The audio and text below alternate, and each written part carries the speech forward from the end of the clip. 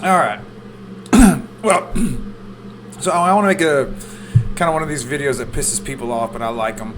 Talking about like how they really kind of burn the working man, And a lot of people think they always ask me about taxes. They're always thinking that taxes are the big thing that I need to be worried about. And I can see why you would think, hey, as you make more money, the government's going to want to take more. Taxes aren't how they really get you, though.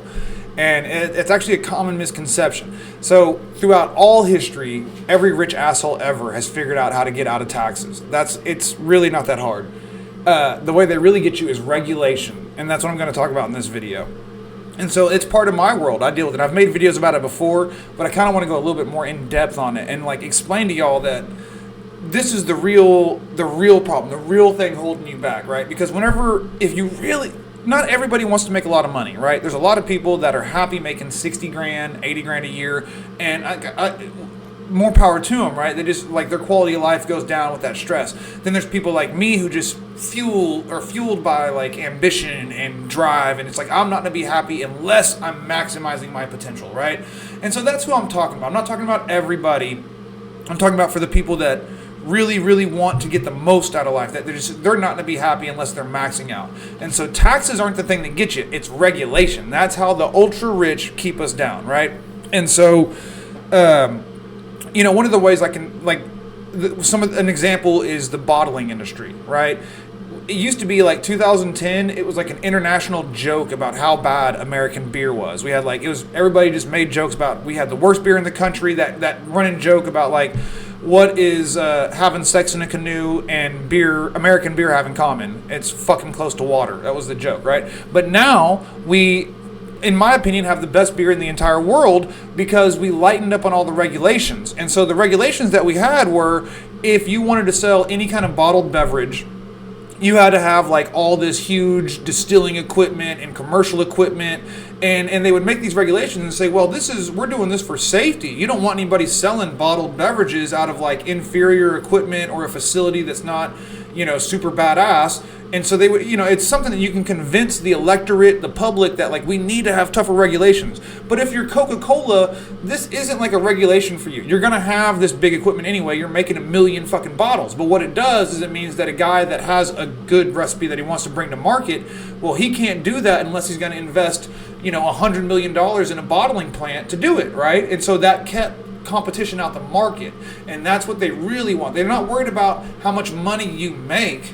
They're worried about you competing with them in their market, right? They don't want you to. And so I'm going to kind of show some examples of, like, in my world, how I see it, right? So I'm going to go away and I'm going to open up my window. Well, I'll go away in a second. So in my world, we do, like, where I see the real difference is the public work versus private work, right? I have a lot of work where I'm doing that's private, where it's, hey, this business is going to pay for this, they're going to hire me, they want to get it done. And they get great service, great products from me. And then I have public stuff where it's this institution is going to hire me to get this done, and they're funded by the government. And that's where things get real wonky, right? And that's where the regulations come in. So I'll get sent a set of plans for a private job, and it'll just be the set of plans. And that's all I got to worry about is I bid off these plans. I got to follow code and do everything the right way and do a good job. But then for the public work, I get set a set of plans, but also I get set specs for that job or that facility, right? And these specs are created by ultimately, like how Coca-Cola had a lot to do with the bottling regulations. Well, a lot of these medical companies, they create these regulations. It's not the contractors, it's not the plumbers, not the people that hire us, not even the architects. It's the medical companies themselves, right? Because they're getting half of all the medical or even university stuff like that. Half of that's coming from the government, right? So for all the other half that's private, there's a million different customers. So you kind of get what you can get. But for half of all the work, it's just one customer, right? And people don't want you to be able to get that work, right? So like for all these people that are getting this public work, these hospitals that are tied to it, they want the regulations so high that way you can't go and compete with them for this public money. They say, hey, well, you can have your standards for your private hospitals or your private medical clinics, but for public clinics, it's got to be this incredible high standard, where there's no way we could let some Bush League guys like you come do this work. It's got to be these high standards. And it's not like the people get a better product. So I'm going to give you an example of that Let me go to open. I'm going to go away, and there we go. Okay, so this is a residential heater, right? And like these type of regulations that people create, it'd be like saying, hey, you know, this is a heater that's going to be totally fine for a normal house, right? Like a 2-bathroom house, you're not going to have any issues with this heater, right? But they'll make regulations that say, hey, you need, you know, this is the standard. You need to have 2, you know, 100,000 or 100-gallon heaters on a bypass with all this stuff. And they'll say, look, these other guys are selling an inferior product. They're giving you this bullshit cheap heater when we're putting in all this fancy stuff here. And now it is true. This is a better product than this, right? This is an inferior product. But at the same time, it's not, right? Because as far as like the end user, this ain't gonna do no better for you than that other one, and it costs literally 10 times the price. Now, another example I've had to deal with, like at just one of these hospitals I was just messing with, so they wanted type K copper. Type K, that's this high pressure. Now, I've used type K, and it's a lot of times for like process piping, maybe like under a slab you do it, but they wanted all the copper in the fucking building, in the walls, everywhere to be type K. So let's look at the difference. 1.5 inch type L, this is 10 foot from Grainger. It's $167, right? Type K, 10 foot, let me see, 1.5 inch. It is $280. That is more than 50% more, isn't it? It's about 50% more. And like that hospital I was just in, let's go back to me. Hang on, fellas. Da-da-da-da. So the hospital I was just in, they won't let you run 1/2-inch pipe to anything. To anything. Every fixture had to have 3/4 until right to the fixture.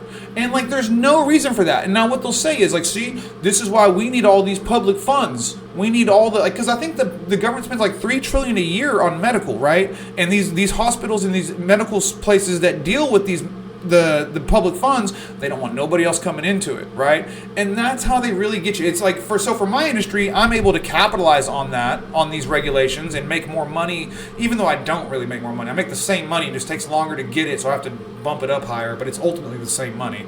I get in on that, but it does affect the price to you, right? Like, so just as an example, that clinic that made me use, that wanted this type L copper and all this ridiculous stuff, like that clinic is a 10,000 square foot clinic. It, like, that remodel was $4 million.